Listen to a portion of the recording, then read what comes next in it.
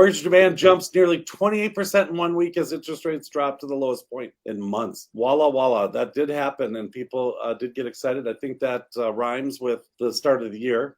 Starts a new year, New Year's resolutions. Let's do it. Get over the rates are what the rates are. I mean, how many times have we heard you don't marry a rate, you date it, you marry a house? And I think people are starting to kind of get into that. We're starting to see that in houses. We're seeing multiple offers.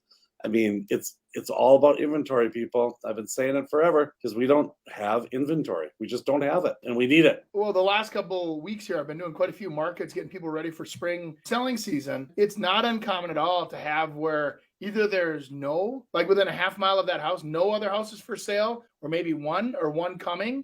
If you go out a mile, usually I can find 1 to 2, but like back in 2005, I'd find 40. Yeah. Right. There's not competition right now. So, the other thing that's happening, I think when you're listing a home and trying to list it, you're looking at, gosh, there's just nothing available. But you're also taking into account that, boy, if we push it too much, people are just going to wait on it. And then if we price it too low, we might not create multiple offers because there's not enough people and we'll sell it for too less. And so where do you end up pricing that house? I think that's kind of a dilemma that's happening right now. And you see with people with how they're pricing, how they've come up with that. And some are saying, well, geez, there's nothing on.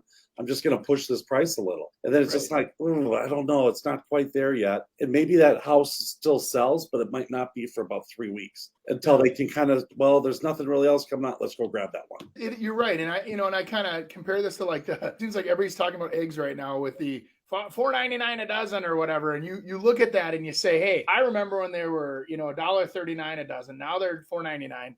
What happens is, let's say that the market is at $4.99 for a dozen eggs and you list yours at $4.50.